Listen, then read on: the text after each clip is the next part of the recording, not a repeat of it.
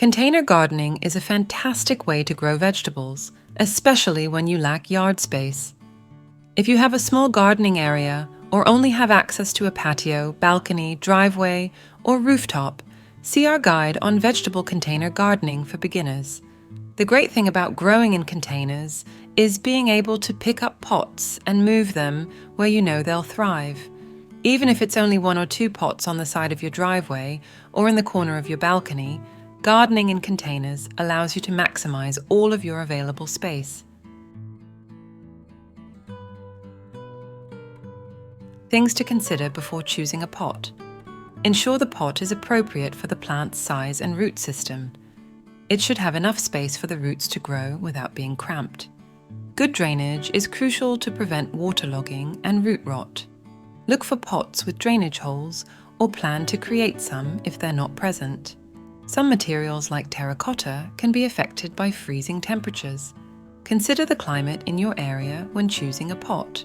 Types of DIY pots to consider before starting. Number 1. Wooden pots.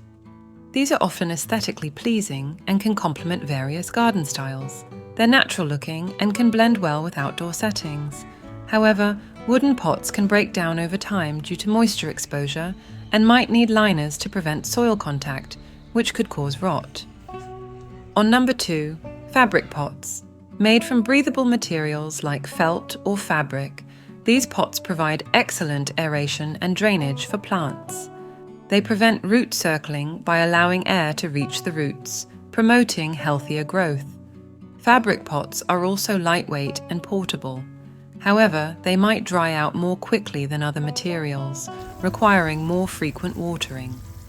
Number 3. Plastic pots. These are durable, lightweight, and come in various sizes and shapes. Plastic pots retain moisture better than some other materials, reducing the frequency of watering. They are also less prone to breakage and are typically more affordable. However, they don't provide the same breathability as fabric or wooden pots, which could affect root health if drainage isn't adequate. Now let's talk about the best soil for container gardening. In order to grow healthy plants, you need healthy soil.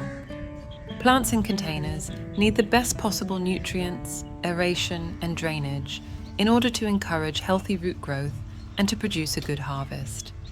Here is what we use in our container vegetable garden. To create a potting mix, we combined 50% loamy garden soil with 50% compost or fully decomposed manure.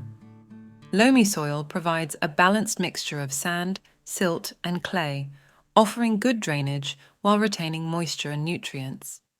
Compost or fully decomposed manure adds valuable organic matter and nutrients to the mix, promoting healthy plant growth and enhancing soil structure. This blend creates an ideal growing medium with a balance of texture, drainage, and nutrient content, ensuring optimal conditions for plant growth and development. Here are a few extra but important tips you need to know before starting a container vegetable garden. Number 1. Providing the right light and temperature. Most fruiting vegetables, like tomatoes and peppers, need full sun, meaning at least 6 hours of direct sunlight each day.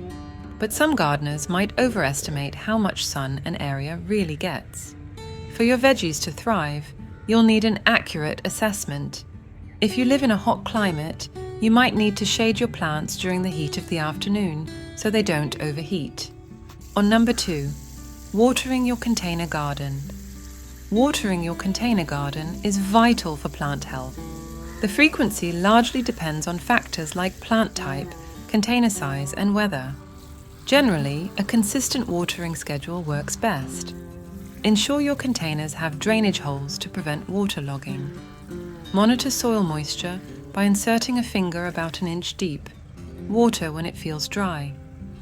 Morning watering minimizes evaporation loss and allows plants to absorb moisture before the day heats up. 3. Feeding your plants. Plants need nutrition to thrive, and their food is fertilizer. If your soil doesn't have fertilizer already mixed in, add some several times throughout the growing season, according to the directions on the label. Many gardeners mix organic, granular fertilizer into the containers before planting. Then, every couple of weeks, add diluted liquid fish emulsion or compost tea to give the plants the nutrition they need. If you want to learn to make compost tea at home, the link to the video is in the description box. I hope you like this information. Please subscribe to my YouTube channel and share this video with your friends and family.